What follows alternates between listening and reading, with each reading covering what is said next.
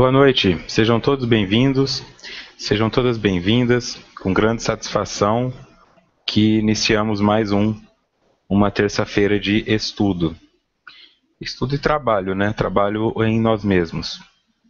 Gostaria, como de costume, de deixar aqui meu abraço a todos vocês que estão acompanhando aí na Rádio Amigo Espírita, Rádio 6, que agora vai ficar fixo nessa rádio.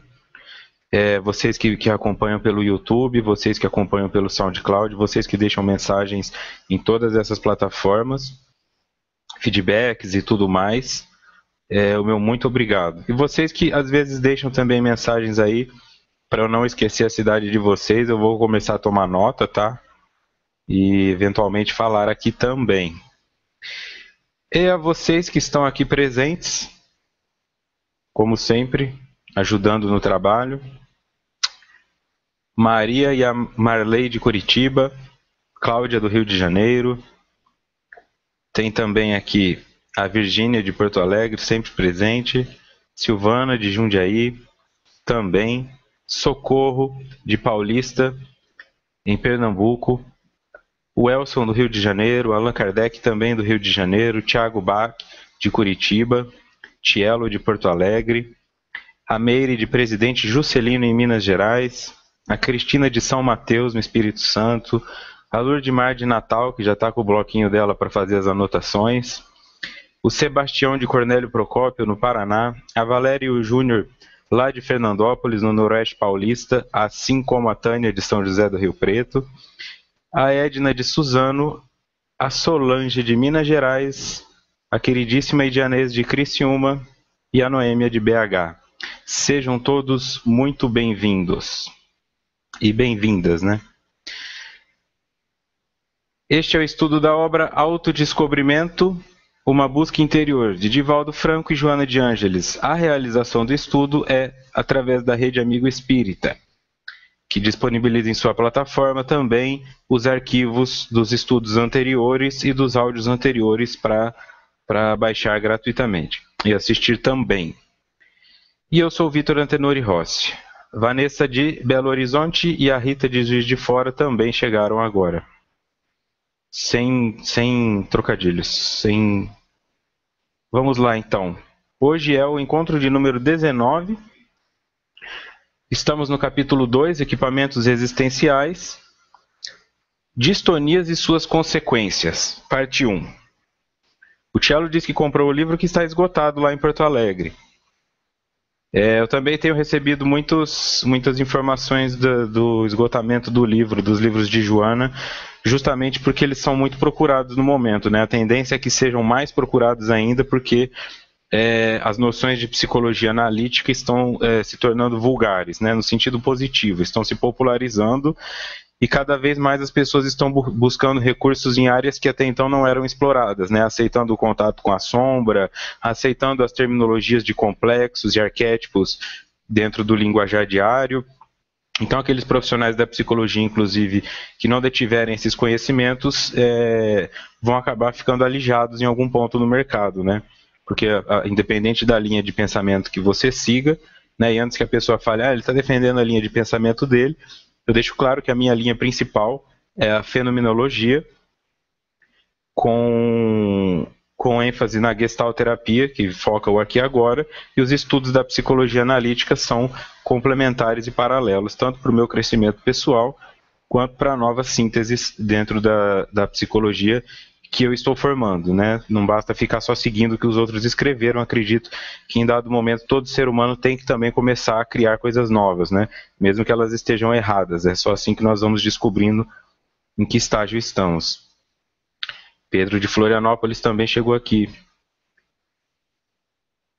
Vamos lá então, direto no livro agora.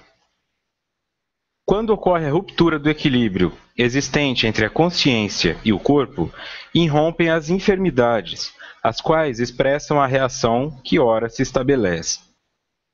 O subtópico desse capítulo, Distonias e suas consequências, vem falar daquilo que é distônico, portanto, aquilo que não é sintônico, aquilo que não está em sintonia, né, aquilo que está funcionando errado.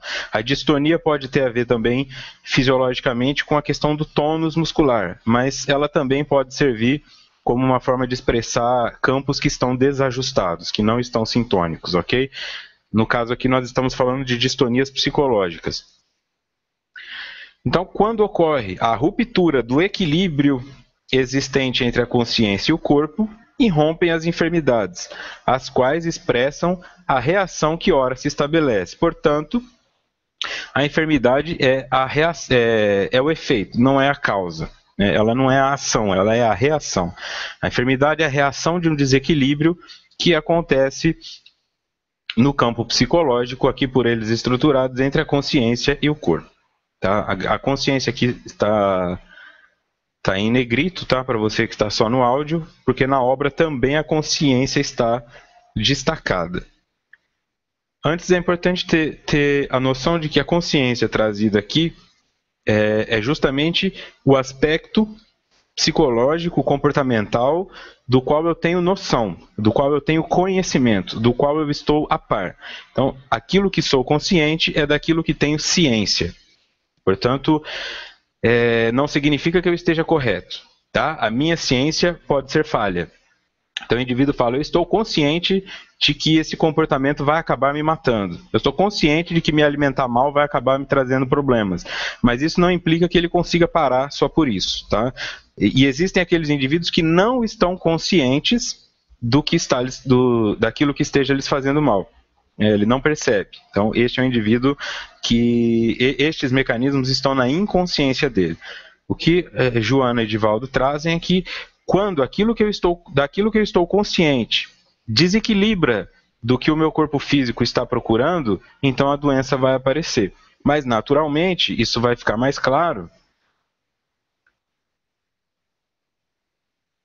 no decorrer do texto. No livro Jung e Tarot, Uma Jornada Arquetípica, na introdução, a introdução foi escrita pelo Laurens van der Post, a pedido da Sally Nichols, que foi aluna de Jung e escreveu um livro explicando, associando o tarô com os arquétipos. Tá? Então não é um estudo no sentido místico, mas é tentando explicar por que o tarô, por que esse ocultismo, por que esse misticismo pega tanto nos seres humanos, por que faz tão sentido, por que de alguma forma qualquer carta que o indivíduo virar lá vai corresponder com a sua existência. Então ela tenta trazer essa noção de que os arquétipos têm associação com as cartas do tarô, e como o arquétipo está no inconsciente coletivo, é uma memória ancestral que todos nós trazemos, é natural que nós venhamos a nos identificar com aquilo. Quem já procurou alguma cartomante, taróloga ou qualquer coisa desse sentido, sabe que por mais descrente que você vá até lá, você sempre vai sair com uma pulga atrás da orelha, porque faz sentido. Né? E quem lê horóscopo também, né? Não esse do jornal, que é espontâneo, mas esses horóscopos assim que são mais aprofundados, o indivíduo fala, nossa, sou eu. Por quê? Porque qualquer coisa que escrevesse ali, de alguma forma, ia fazer significado com o que nós somos, em função dos arquétipos. Então, nessa obra, eles estudam isso. Segundo Jung, o inconsciente e o consciente existem num estado profundo de interdependência recíproca, e o bem-estar de um é impossível sem o bem-estar do outro. Se alguma vez a conexão entre esses dois grandes estados de ser for diminuída ou danificada, o homem ficará doente e despojado de significação. Então, voltando aqui, a ruptura do equilíbrio existente entre a consciência e o corpo. Só que a consciência, segundo Jung, funciona também num estado profundo de interdependência, portanto, elas dependem uma da outra e isso é recíproco. E o bem-estar de um é impossível sem o bem-estar de outro. Por isso que muitas vezes o indivíduo chega numa situação em que ele pensa, eu não tenho do que reclamar. Meus filhos são bons, o meu emprego é bom, eu tenho dinheiro para tudo que eu preciso, minha saúde está boa, mas lá no fundo ele sente uma tristeza e chega às vezes até a adoecer. Não faz sentido, né? E às vezes o indivíduo conscientemente está perturbado, mas ele não sente culpa, não sente arrependimento, porque o inconsciente dele está tranquilo. O que seria o inconsciente para nós, dentro dessa visão kardecista? Aquilo que está na nossa memória espiritual, aquilo que está no meu espírito e que eu esqueci para reencarnar. Então aquilo está no meu inconsciente. E o que está no meu inconsciente são as coisas que eu vivi na existência atual, algumas da anterior que voltaram através de sonhos ou insights, mas de forma geral a consciência do Vitor, que tem 30 anos, é uma consciência com os registros de 30 anos. E dentro desses 30 anos, muitas coisas eu também esqueci. Então elas foram para o inconsciente porque não foram perdidas, tá? Só não podem ser acessadas rapidamente e elas precisam de um pouco mais de tempo para serem acessadas, mas não está perdida. Se alguma vez a conexão entre esses dois grandes estados for diminuída ou danificada, o homem ficará doente e despojado de significação. Porque a doença passa a ser o significado. A doença te mostra que alguma coisa está em desequilíbrio. E o local onde ela surge, a forma como ela surge, o momento em que ela surge, significam para o indivíduo. O indivíduo que está com uma doença, se ele for buscar, ele vai entender por que ele tem ela. Se ele não encontrar nas causas atuais, como nós temos também no Evangelho as causas anteriores das aflições, mas ele vai encontrar. Talvez como corpo físico nós encontremos dificuldade, porque o nosso registro é apenas esse da existência atual. Mas após o desencarne, quando o indivíduo entra em contato com tudo que ele é, aí vai fazer sentido, né? Vai fazer sentido esse alcoolismo, vai fazer sentido esse câncer, vai fazer sentido essa amputação, vai fazer sentido tudo isso que agora parece ser obscuro, né? Parece ser injusto e não ter uma relação com a sua real condição. Aquilo que está no inconsciente, então, estando saudável e o consciente também, o indivíduo não adoece. Se uma dessas instâncias adoecer, se uma dessas instâncias e a conexão entre elas for perturbada, o indivíduo adoece. Como é que uma conexão dessa poderia ser perturbada? O indivíduo, por exemplo, que traz em seu inconsciente, ele traz o registro, ó, vamos pegar aqui a Gina Volker, que está aqui no chat, como exemplo. Vamos supor que a Gina tenha vindo para a encarnação para ser mãe da Cássia. Cássia Lima está aqui também. A Gina veio para ser mãe da Cássia. Então ela tem no inconsciente dela o registro de que ela vai ter uma filha. As coisas vão caminhando, a vida vai tomando um outro rumo, ela faz algumas escolhas duvidosas e de repente ela se vê grávida. Mas ela não quer essa gravidez. Naquele momento não dá. Ela está adolescente, ou então ela não está em condições financeiras e ela começa a pensar no aborto. Supondo que ela cometa esse aborto. O consciente dela, o que é o consciente dela? Eu não tenho dinheiro, eu estou muito nova, eu não tenho condições de ter uma filha, então eu vou abortar. Isso é consciente. Só que o inconsciente dela, você veio para isso, esse espírito está ligado a você e você precisa cumprir essa função. Só que ela vai e aborta. Ou seja, ela cria uma ruptura entre o que ela tem no inconsciente e o que ela tem no inconsciente. O valor moral, o valor existencial dela com o valor material, o valor momentâneo. E aí ela vai adoecer. Ela pode trazer esse sentimento de culpa, ela pode trazer um sentimento de angústia, pode entrar em estados depressivos, pode desenvolver doenças orgânicas de qualquer ordem, mas de forma geral ela vai adoecer. Se pegarmos o caminho da metafísica, da psicossomática, a chance dela adoecer na região uterina é maior, porque foi ali que começou o desenvolvimento daquele sentimento de culpa, daquela ruptura do consciente com o inconsciente. Por isso a psicossomática ajuda nessa leitura. Por que nesse órgão foi aparecer uma doença? Pelo local onde a doença aparece, ela costuma trazer alguns padrões que explicariam aonde o indivíduo deveria começar a buscar respostas. A doença, então, vai fazer o papel de significar aquilo que ele não estava conseguindo significar pelas palavras ou pela própria consciência. Voltando ao livro. A vida orgânica é resultado da harmonia vibratória do ser, que equilibra as células nos campos onde se aglutinam, dando forma aos órgãos e estas ao corpo físico, com as suas complexidades, através das quais se exterioriza o psiquismo. Então, A vida orgânica é o resultado da harmonia vibratória do ser. Tudo que tem órgãos, tudo aquilo que é do nosso corpo físico é resultado. Tá? Portanto, não tem como alterar um resultado sem alterar a equação, sem alterar as variáveis. Tá? Eu só vou transformar 2 mais 2 em 5 se eu substituir um dos dois por 3. Aí 2 mais 3 será 5, mas 2 mais 2 sempre será 4. Portanto, um espírito em desarmonia sempre gerará um corpo físico em desarmonia, invariavelmente. Para que eu não traga as doenças que eu tenho, eu preciso alterar uma das variáveis na equação. Portanto, aonde tudo isso começa. Sendo a vida orgânica resultado da harmonia vibratória do ser, é na harmonia vibratória do ser que deve haver alteração para que a vida orgânica venha diferente. Equilibra as células no campo, dando forma aos órgãos e estas ao corpo físico, com as suas complexidades, através das quais se exterioriza o psiquismo.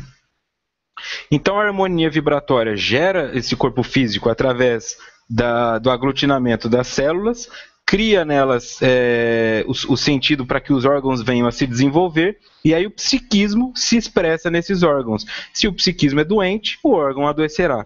O órgão adoecendo, o ser integral adoece. Tá? Se você tem uma gastrite, não significa que só o teu estômago dói, o teu corpo inteiro fica ruim. Né? Você pode ter dores de cabeça, você pode ter enjoos, você pode ficar com raiva, você pode passar por um monte de processos diferenciados. Né? Fica com dificuldade de comer, começa a comer menos, pode desenvolver uma anemia, mas tudo começa no padrão vibratório do espírito. A Silvana faz uma pergunta aqui. As doenças seriam a cura do espírito? As doenças seriam... Se eu fosse pensar dessa forma, Silvana, eu entenderia que só de deixar a doença agir, eu me curaria. A doença não é a cura do espírito. A doença é o significado, é a forma que o espírito encontra para dar um significado ao desequilíbrio. Porque eu não dando ouvidos a esse significado psicologicamente, ele tem que se manifestar de alguma forma. Então ele se manifesta na doença. Tá? Essa doença seria o quê? É o indivíduo que guarda mágoa. O indivíduo guarda muita mágoa, vai desenvolver, por exemplo, uma neoplasia, um câncer lá na frente. Essa mágoa que ele guarda já se manifestou nele através de culpa, ressentimento. Só que ao invés de ressignificá-la, levar para terapia, levar para o conselheiro dele, levar para meditação, para onde quer que seja, ele foi lá e ficou tomando diazepam. Ele foi lá e ficou tomando cerveja. Então, ele excluiu o sintoma era um significado de um desequilíbrio, não existindo mais o sintoma, o desequilíbrio permaneceu, não tratado, aumentou, consequentemente o sinal também aumenta. Os 2 copos de cerveja que antes amenizavam a agonia, agora não servem mais, ele precisa tomar 4. Precisa tomar 2 diazepams, precisa trair a esposa com 5 amantes. E aí o indivíduo vai sempre buscando aumentar a dose da morfina que ele escolheu para viver, na adrenalina, na sexualidade, na irritação, para que ele não entre em contato com esse desequilíbrio psicológico. Então chega um momento que fica tão intensa essa desarmonia vibratória que o corpo físico começa a exteriorizar o psiquismo e a doença se instala. A doença, portanto, seria o fio solto para que o indivíduo consiga chegar na causa, mas ela não é a cura em si. Ela é o melhor caminho para quem quer se curar. Porque não tem como ficar doente quem está em harmonia.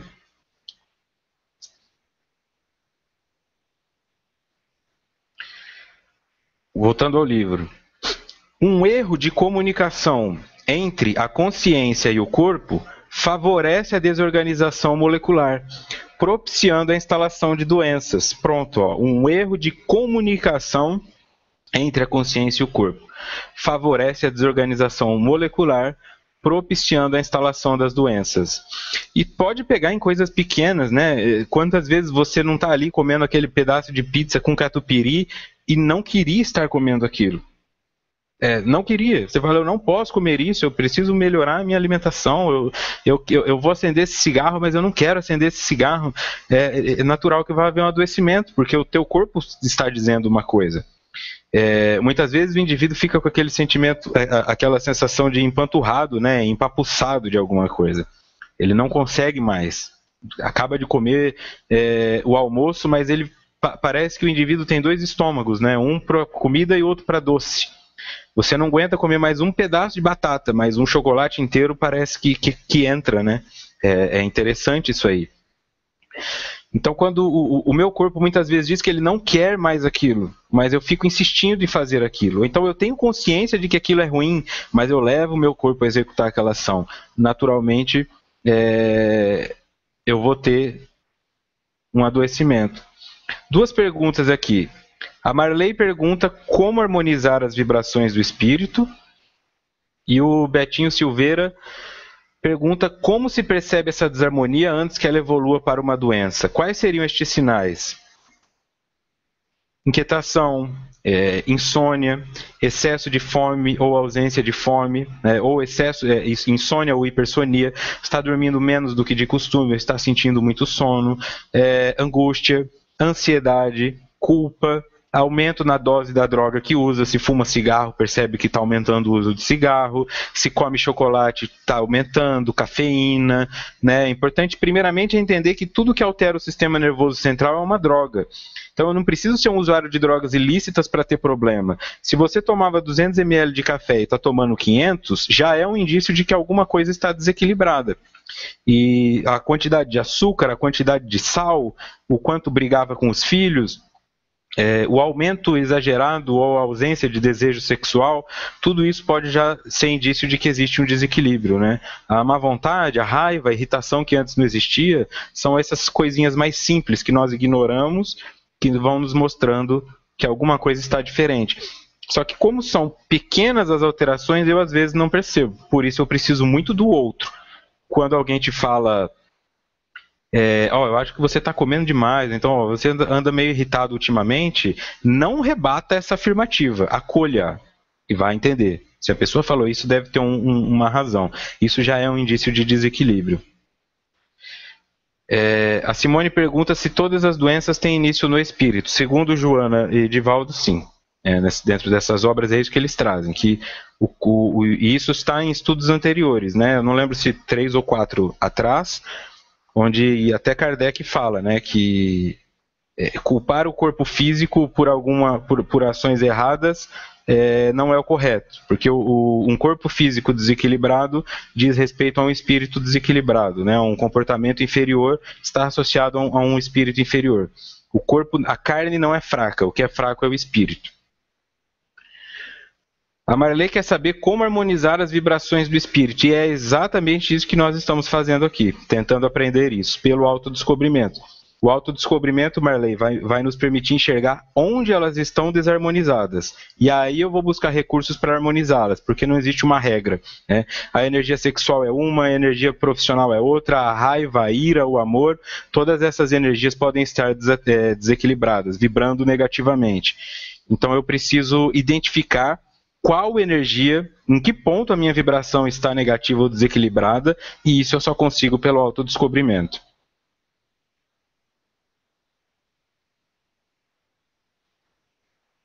A Mariana fez uma pergunta aqui. Mariana, segura aí que isso vai ser respondido no próprio estudo.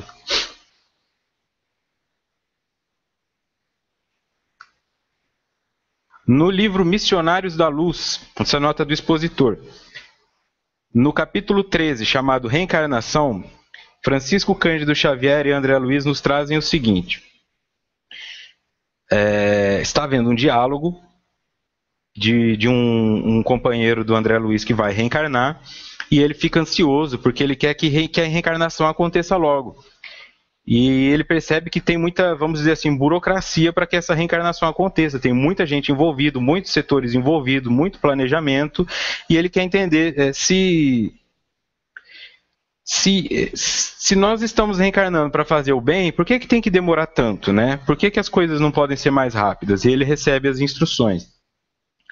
Da mente humana se originam as forças equilibrantes e restauradoras para os trilhões de células do organismo físico, mas quando perturbada, emite raios magnéticos de alto poder destrutivo para as comunidades celulares que a servem. Peraí. Eu vou anotando aqui. Então, ó, da mente humana se originam as forças equilibrantes e restauradoras para os trilhões de células do organismo físico.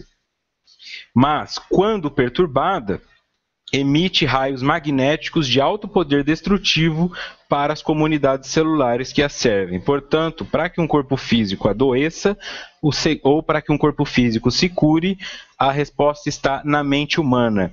E o que é a mente humana, como nós já vimos anteriormente, principalmente o aparelho cerebral, é um aparelho responsável por codificar e permitir que um espírito num corpo consiga se comunicar com outro espírito num corpo. Portanto, a mente humana nada mais é do que a consciência espiritual aplicada também ao aparelho físico chamado cérebro. Então começa ali, o meu cérebro não tem o poder de fazer isso, porque o meu cérebro apenas interpreta a informação. A informação que eu mando para ele é que vai se transmitir às minhas células, adoecendo-as ou curando-as. Voltando ao livro. Em razão da causalidade física, moral ou emocional, o distúrbio surgirá nos equipamentos correspondentes, daí decorrendo os fenômenos perturbadores. Ó, a causalidade física, moral ou emocional, o distúrbio surgirá nos equipamentos correspondentes, daí decorrendo os fenômenos perturbadores.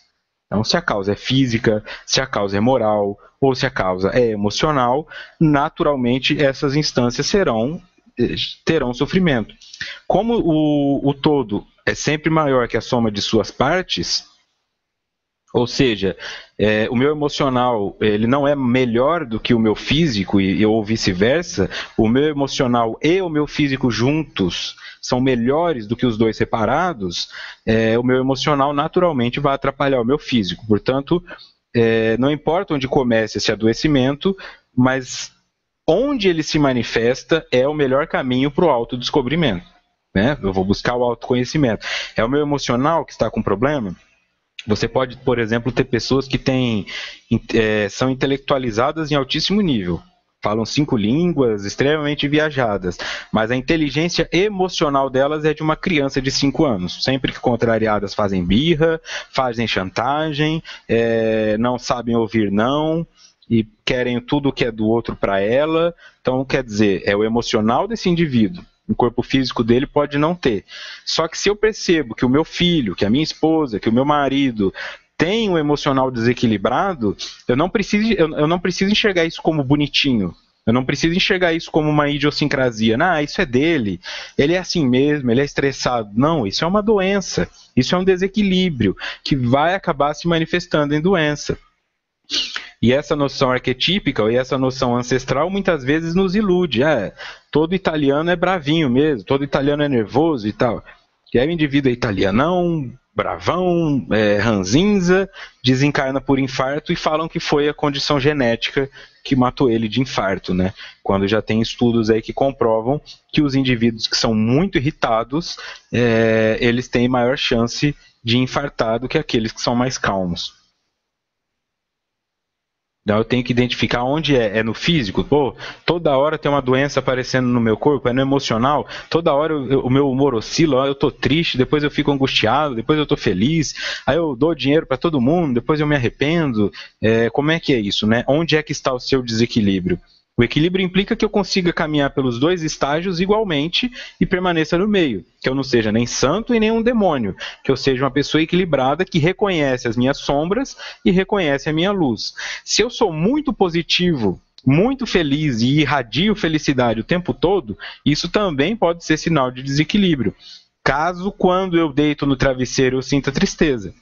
Tem gente que é feliz para todo mundo, só que antes de dormir sente aquela tristeza. E outros que são infelizes o dia inteiro, para os outros parece uma pessoa infeliz, mas quando deita a cabeça no travesseiro está com a consciência tranquila, porque não precisou mostrar para os outros o bem que estava fazendo. Nós temos que tomar cuidado com esse julgamento, trazer isso para a nossa vida. Onde é que eu mais tenho problemas? No emocional, na moral ou na parte física?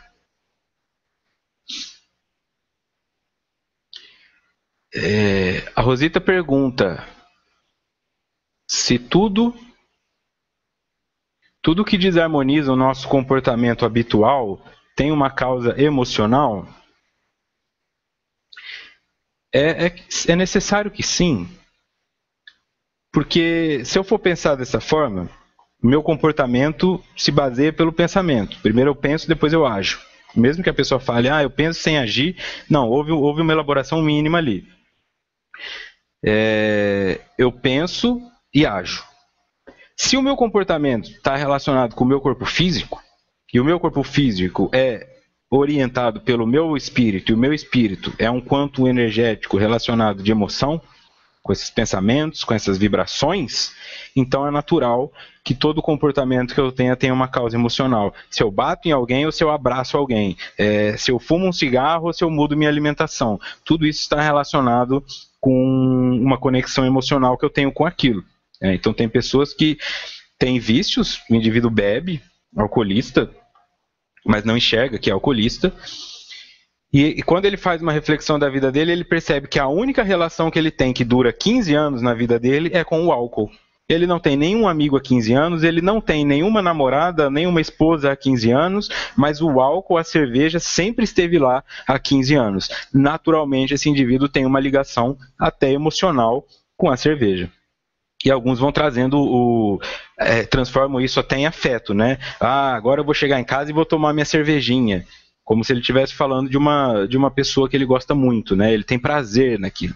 Ele senta na poltrona, coloca o programa da televisão, põe a cerveja ao lado. Quer dizer, isso também é emocional. Tem uma questão emocional ligada nisso aí. Então, os comportamentos têm sim causa emocional. Voltando ao texto. A energia vitalizadora que o espírito irradia, preservando a harmonia psicofísica, resulta dos pensamentos e atos a que o mesmo se afervora. A energia vitalizadora que o espírito irradia, preservando a harmonia psicofísica, resulta dos pensamentos e atos a que o mesmo se afervora. Aí aqui tem uma resposta para Marley, tá? Como é que eu faço para equilibrar as energias? Alterando os pensamentos e os atos. Se você mudar a forma que você pensa, você vai mudar a forma que você age. E naturalmente a sua vibração já terá se alterado quando isso acontecer. É como se fosse um ciclo, né? Um começa pelo outro, o outro começa pelo um. Quando você melhora um pouco, sua vibração muda. Sua vibração mudando, você melhora mais um pouco. E aí ela muda de novo. E você vai sendo refém positivamente dessa progressão, né? Quanto mais você faz o bem, quanto mais você pensa o bem, mais fácil fica fazer e pensar o bem, porque tua vibração também altera e o seu adoecimento diminui. Podem perceber que os grandes nomes assim das nossas referências sempre viveram bastante, né? Chico viveu bastante, o Divaldo está vivendo bastante e ele não vive com limitações físicas, né? Eles estão bem assim. Madre Teresa viveu bastante, porque quando vibra, né? Agora, é difícil acreditar no indivíduo lá de 35 anos de idade, cheio de doenças, que ele seja superior vibratoriamente, tá? Ele pode estar vibratoriamente, intelectualmente superior. Então vamos supor que eu desencarne, eu tenha participado de um homicídio coletivo, de uma chacina. Quando eu vou por outro lado, eu tenho muita expiação para trazer depois. Só que eu fiquei tão arrependido do que eu fiz que eu promovi uma mudança muito grande na minha moral. Eu realmente tive um arrependimento. Então eu posso vir numa próxima existência como um espírito intelectualmente superior, moralmente bom, mas que ainda precisa expiar muita coisa. Tá? Então eu tenho que sempre também tomar cuidado com isso aí. Então a pessoa que está doente é uma pessoa ruim e a pessoa que não tem doença é uma pessoa boa? Não, tá? Tem sempre a expiação por trás disso aí.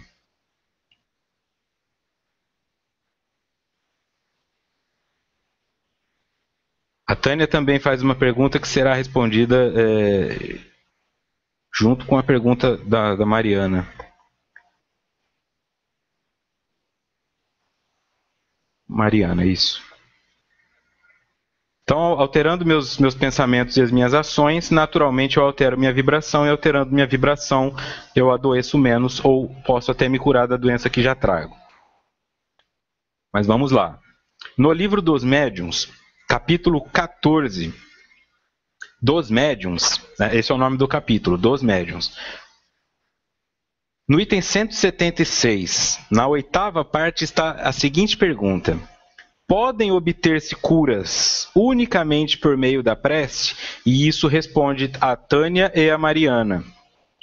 Sim, desde que Deus o permita. Pode dar-se, no entanto, que o bem do doente esteja em sofrer por mais tempo, e então julgais que a vossa prece não foi ouvida.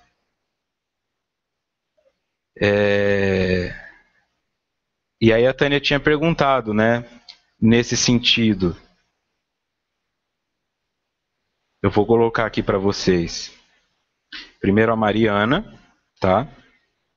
Assim como um monge que passa longos períodos em meditação, pode uma boa vibração manter um corpo são ou curar doenças, mesmo estando um corpo com carência de vitaminas, ele pode se manter saudável só com boa vibração. A vibração que você fala é o mesmo sentido da prece, tá, Mariana? E a Tânia pergunta por que algumas pessoas que vêm buscar ajuda recebem ajuda e depois voltam sempre doentes, né? Você faz oração pela pessoa, coloca ela na fluidoterapia, faz atendimento fraterno, ela volta.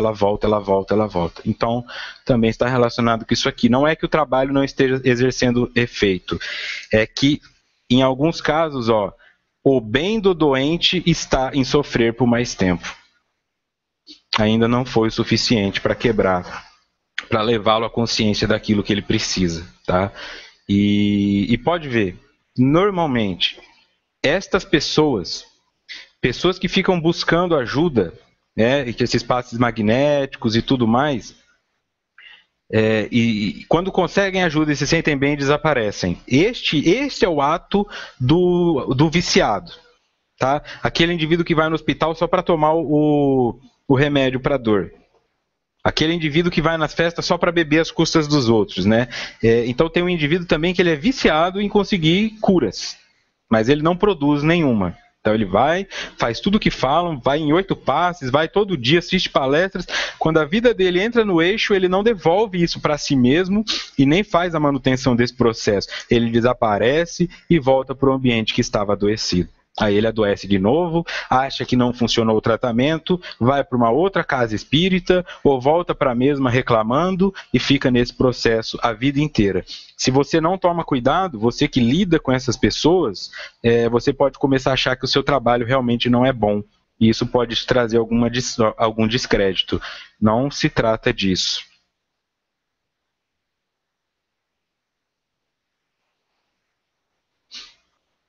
A Helenice pergunta sobre terapias alternativas, passes eletromagnéticos. Tudo isso ajuda, porque também, Helenice, eu não consigo ficar buscando ajuda se eu estou muito mal. É difícil, né? Eu estou ali todo arrebentado, meu corpo dói.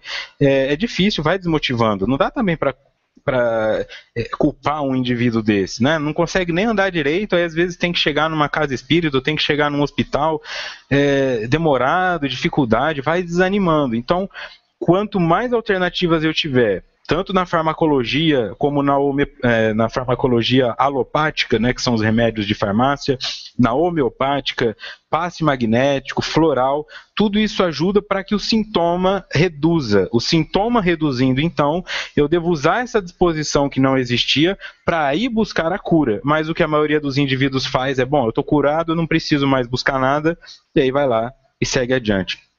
Nesse exemplo que eu sempre uso. Se eu tiver uma fratura pequena no osso da mão e me derem morfina para que eu não sinta essa dor, aí eu vou achar que eu posso continuar forçando a mão. E aquela pequena fratura vai se tornar uma fratura grande. E aquela fratura grande pode futuramente inflamar, pode acontecer qualquer coisa e chegar a uma amputação. Aí quando estiverem cortando a minha mão, eu vou falar, nossa, que injustiça, por que aconteceu isso? Aconteceu isso porque toda vez que eu buscava alívio para os sintomas, eu confundia a ausência de sintomas com cura.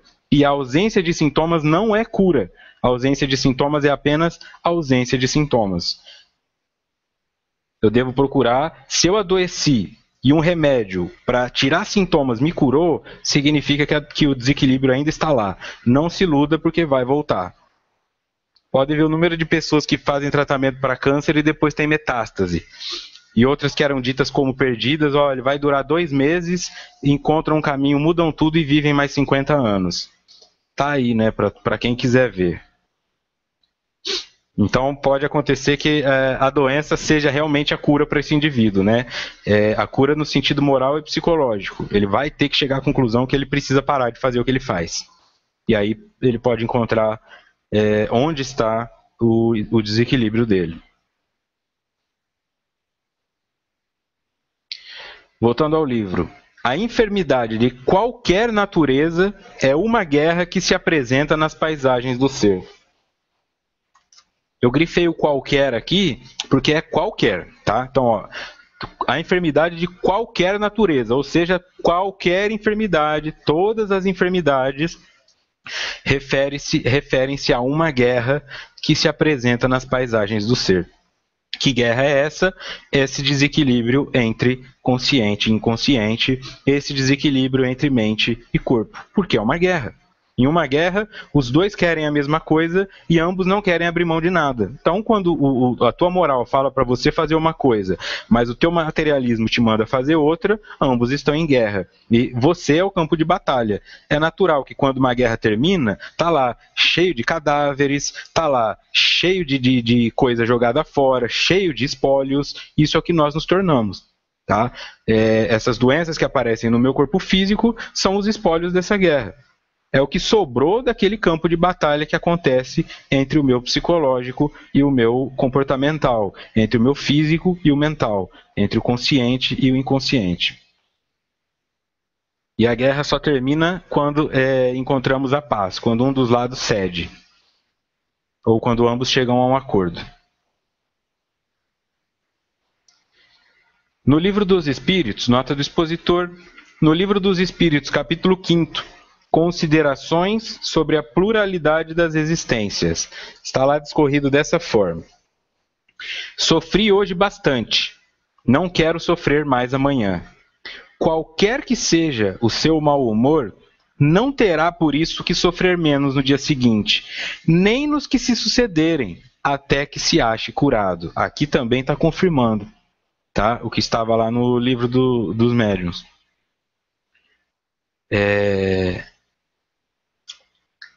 Qualquer que seja o seu mau humor, não terá por isso que sofrer menos no dia seguinte. Essa primeira frase, eles estão falando da questão daquelas pessoas que falam assim, nossa, eu já sofri demais, eu não quero sofrer mais amanhã. Né? Esses indivíduos que falam, até os que vão encarnar. Ah não, mas na vida passada foi muito difícil, não dá para me arrumar uma vida mais tranquila dessa vez? Não dá, tá? Não dá. Por que não dá? Aqui está a resposta, ó. Ele só terminará até que se ache curado. Não adianta ficar de mau humor, não adianta ficar rebelde, não adianta barganhar, porque tem pessoas também que falam assim, né? Não, eu estou fazendo trabalho na caridade, eu estou dando sopa, estou dando passe, estou fazendo exposição e só fico doente, eu vou parar então. Se a espiritualidade superior não começar a me ajudar, vai ficar difícil. E não percebe que essa autocomiseração não tem nada a ver. O que você faz, o que você produz de bom, são sementes que você está plantando hoje para colher amanhã. Eu não planto uma macieira hoje no meu quintal e amanhã eu estou comendo maçã. Vai demorar anos. E às vezes quem vai comer essa maçã são meus filhos, são meus netos. Então, muito do que eu estou produzindo hoje, quando eu falo de filhos e netos, eu também estou me relacionando às minhas próximas encarnações. Eu, Vitor, sou o pai da minha próxima encarnação.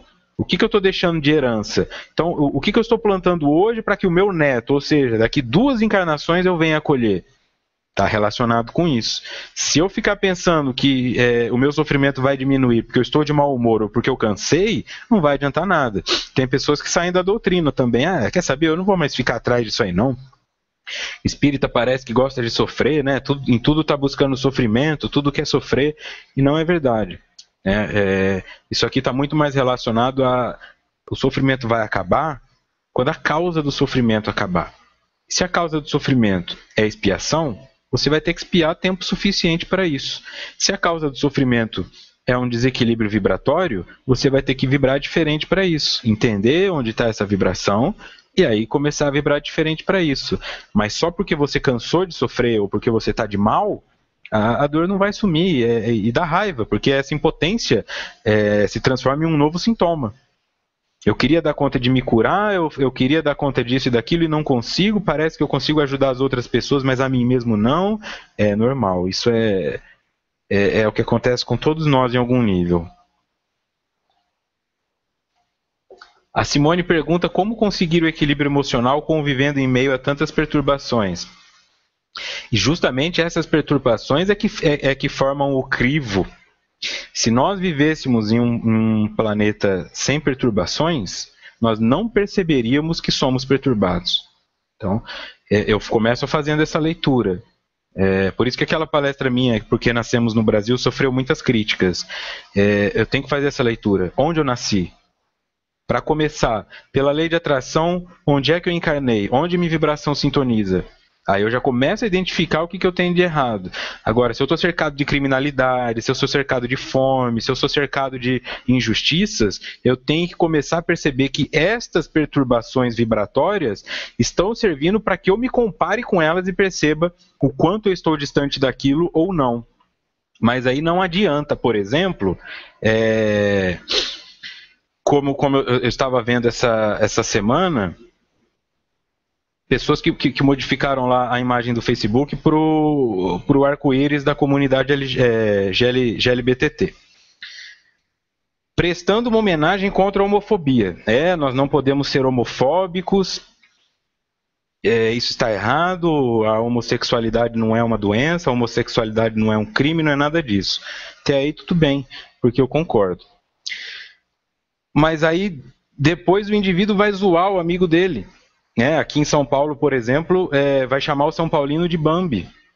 Ou vai zoar o amigo dele que é homem e falar, você é gay. Então, quer dizer, se eu acho que gay é uma ofensa, então eu sou homofóbico.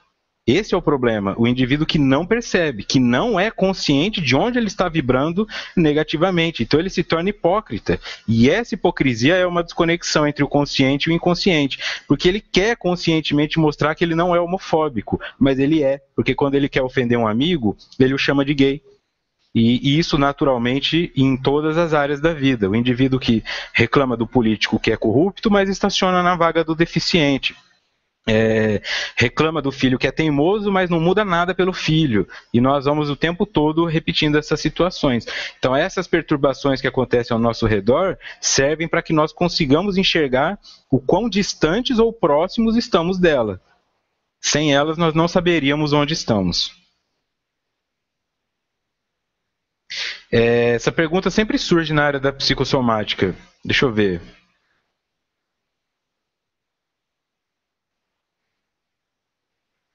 A Rosita pergunta, mas e essas doenças que são contraídas por vírus? O tempo todo nós estamos em contato com vírus e bactérias. Tá? Quase todos os seres humanos, 70% dos seres humanos têm o vírus HPV no corpo. O da herpes também. Desde criança, ele brincou com terra, desde criança você tem o vírus ali. Por que ele só atua em algumas pessoas e em outra não? Ou eu vou pensar, por exemplo, que ontem, por exemplo, eu andei no metrô um tempão aqui em São Paulo. Não tinha nenhum vírus da gripe ali, não tinha nenhuma bactéria, não tinha nada naquele metrô lotado? Tinha, com certeza. Mas por que eles não interferem em mim? Porque o meu organismo não está propenso a desenvolver aquela doença. Assim que ela entra em contato com o meu corpo físico, ela é aniquilada. Tá? Então, mesmo quando eu penso que é uma doença contagiosa, por que eu fui contagiado e o outro não? Porque em mim existe uma predisposição para isso, que também vai ser explicada aqui mais para frente. No Livro dos Espíritos, ainda, capítulo 5, Considerações sobre a pluralidade das existências. Nada lhes adiantará rebelarem-se quais crianças que não querem ir para o colégio, ou condenados para a prisão. Passarão pelo que têm de passar. São demasiados pueris semelhantes objeções para merecerem serem mais seriamente examinadas. Quer dizer, Se o indivíduo acha que a doença não merece, que ele não merece essa doença, que isso não faz sentido, ele é como uma criança que não quer ir para o colégio, ele é como um bandido que não quer ir para a cadeia. Não adianta se rebelar. Ela vai durar o tempo que for necessário. E se ela já está perdurando por muito tempo, é porque está faltando olhar para alguma coisa.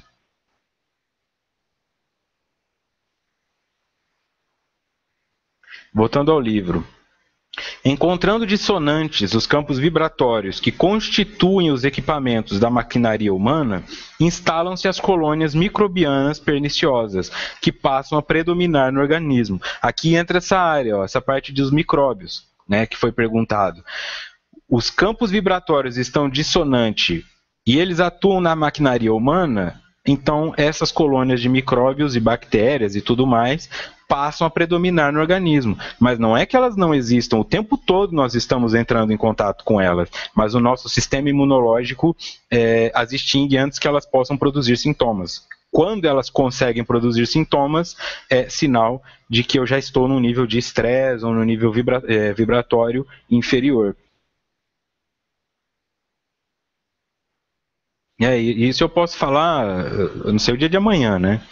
Mas existem situações na vida em que, quando sob estresse do trabalho principalmente, era fatal. Entrou o inverno, tinha que ficar com gripe. Parece que você tem que ficar com gripe porque é o inverno.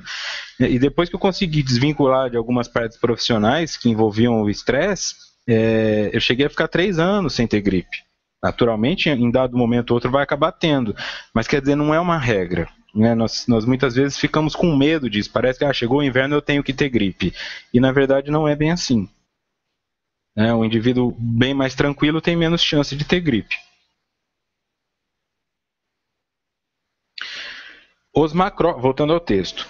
Os macrófagos, encarregados de defender as outras células, em face da deficiência energética, deixam-se destruir e perdem a força que os vitaliza, cedendo espaço aos invasores maléficos.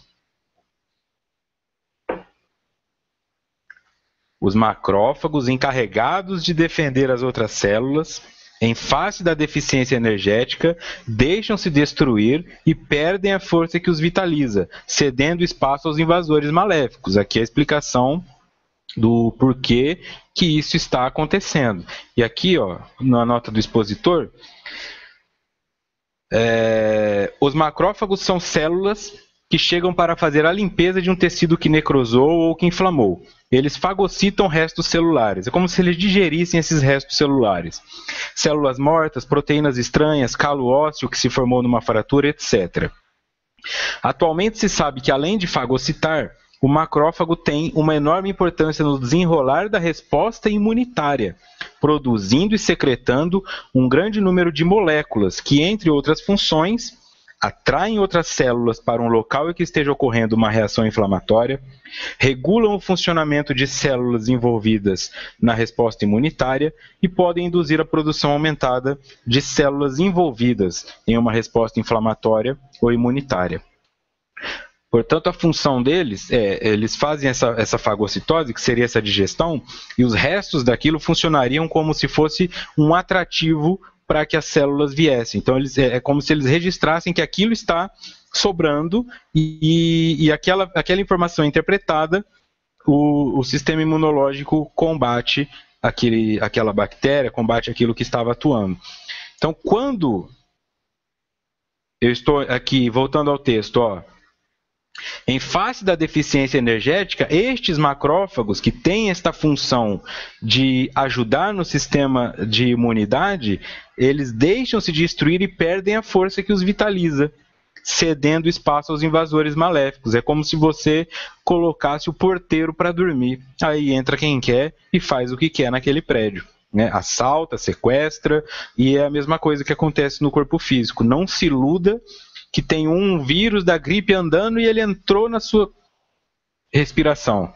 O tempo todo você está entrando em contato com vírus, bactérias, micróbios e parasitas e tudo mais, mas não necessariamente todos eles conseguem atuar, porque eles são combatidos pelo teu sistema imunológico. Este sistema imunológico afetado por essa deficiência energética oriunda de uma vibração desequilibrada, aí sim as doenças começam a atuar.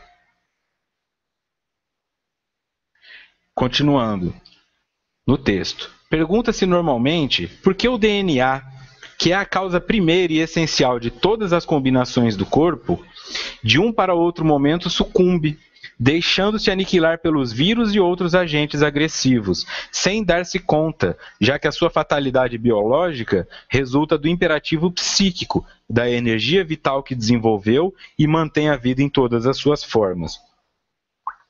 Então ela está falando, provavelmente pessoas vão vir com essa pergunta.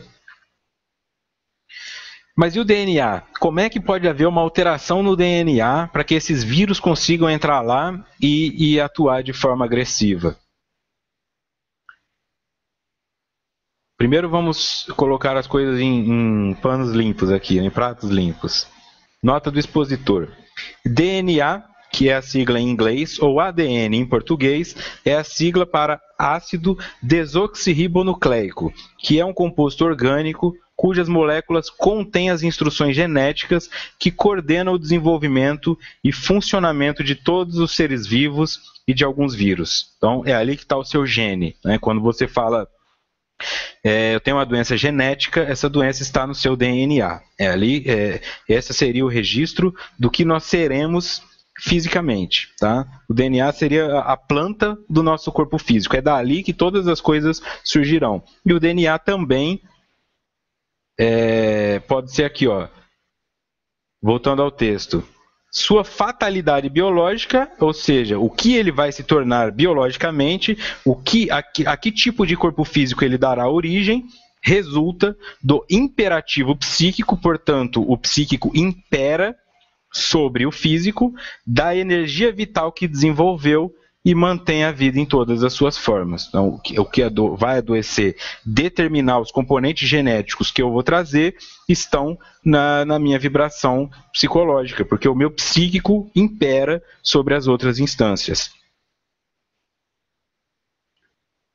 E aqui, no site da AME Brasil, que é a Associação Médico Espírita, eles têm lá registrado uma experiência.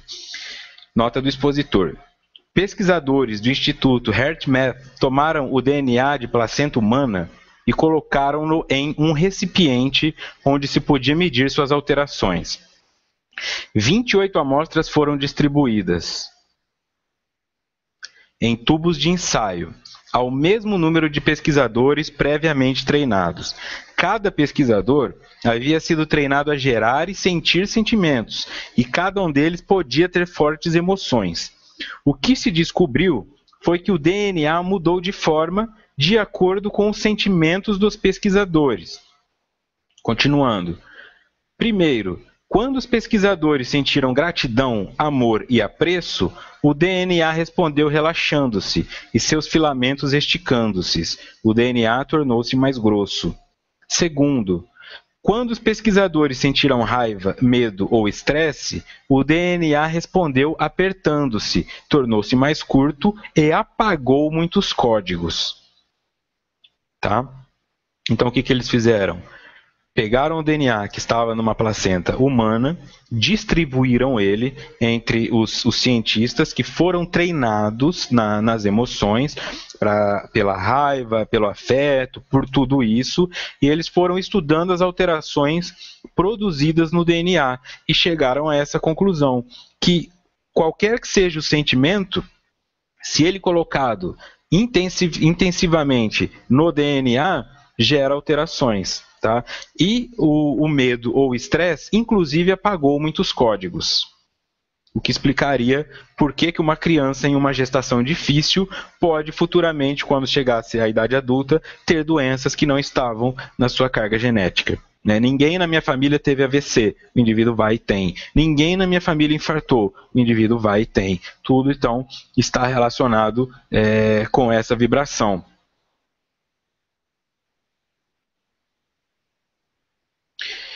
Deixa eu ler aqui.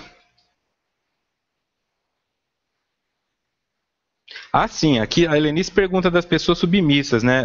A própria Joana coloca, se não me engano, é nessa obra. O indivíduo, não, acredito que é na Illuminati. O indivíduo desperto, o indivíduo, ele não é submisso, não é arrogante. Então, a submissão, quando eu deixo que as pessoas definam quem eu vou ser, é como se eu estivesse ouvindo o espírito do outro. O meu espírito, vibratoriamente, pode me adoecer. Quando eu ignoro o que o meu espírito está falando e escuto o que o seu está falando e ajo de acordo com o seu, eu já estou gerando um desequilíbrio com o meu, porque eu não estou respondendo a mim. Este desequilíbrio com o meu vai se transformar em uma doença. É fato. Quem é sempre cauda, nunca cabeça, adoece. Né? Nós temos que começar a nos impor em algumas coisas, na assertividade, defender territórios no sentido de impor limites. Né? Não, você não vai me trair, você não vai me enganar, você não vai gastar todo o nosso dinheiro, ficar pedindo desculpa e eu vou te perdoar sempre, eu não vou comer a pizza que você quer, eu não vou dormir a hora que você determina, eu não vou fazer nada dessas coisas. Né? Então, a partir daí eu já começo a evitar um processo de adoecimento. Se eu não identifico quais são os meus desequilíbrios, porque eu fico seguindo o pensamento do outro, isto já é o meu desequilíbrio. Seguir o pensamento do outro. Aí eu tenho que parar de seguir o pensamento do outro, começar a seguir o meu, para que os meus desequilíbrios apareçam e aí eu possa curá-los. Então, quem fica se levando pelo que os outros querem, está ainda um passo atrás nessa questão do adoecimento. Porque ainda nem chegou a enxergar onde é que estão as próprias falhas, né? Porque fica utilizando o outro como anestesia.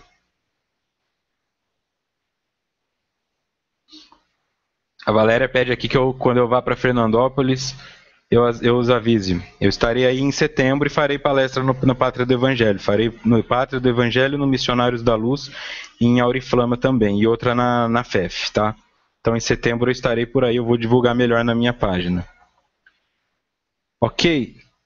E concluindo, na raiz, voltando ao texto, na raiz, portanto, de qualquer enfermidade, encontra-se a distonia do espírito, que deixa de irradiar vibrações harmônicas, rítmicas, para descarregá-las com baixo teor e interrupções que decorrem da incapacidade geradora da fonte de onde procedem.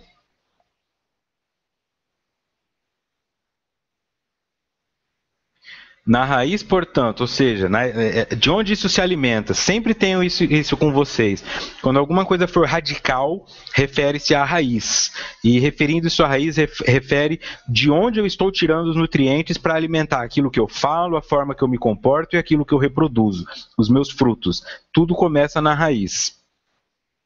Encontra-se a distonia do espírito. Então, qualquer enfermidade, por isso eu grifei de novo, qualquer enfermidade, a alimentação dela começou pela distonia do espírito. O espírito não estava sintônico. Então ele deixa de irradiar vibrações harmônicas, rítmicas, para descarregá-las com baixo teor e interrupções que decorrem da incapacidade geradora da fonte de onde procedem. Então fica como se fosse um sinal cortado. Tá? Se fosse um sinal de internet aqui, não teria esse estudo, porque ficaria um sinal cortado. Ou você tentar ouvir um rádio que fica falhando. Vai dando raiva e chega uma hora que você desiste. Então, o teu corpo, tentando interpretar a vibração, essa vibração fica vindo picada, interrupta. Uma hora vem 110 volts, outra hora vem 220. É natural que você tenha um curto-circuito. Trazendo de uma forma bem simples, até bem simples. Nós temos então que ter a noção disso. Quando eu começo a vibrar num ritmo constante, que essa é a vibração do espírito superior. O espírito superior ele é sempre superior, porque ele não tem esses picos, né, essas oscilações de raiva, de barganha. Não, ele se mantém naquela vibração. Então, naturalmente, o corpo dele não precisa fazer muito esforço para interpretar aquilo vai ficando automático, ele não adoece. O que adoece são esses sinais cortados, porque a minha vibração é desarmônica e o meu espírito está em distonia, não, portanto, sintonizado com a cura. E a cura está na verdade, a cura está no amor, a cura está no autoconhecimento, a cura está no perdão, a cura está na caridade. Quando eu for me movimentando em direção a estes processos, naturalmente a minha vibração começa a se tornar equilibrada, constante, permanente, e aí o meu corpo não vai sofrer tanto tais interrupções. Ok?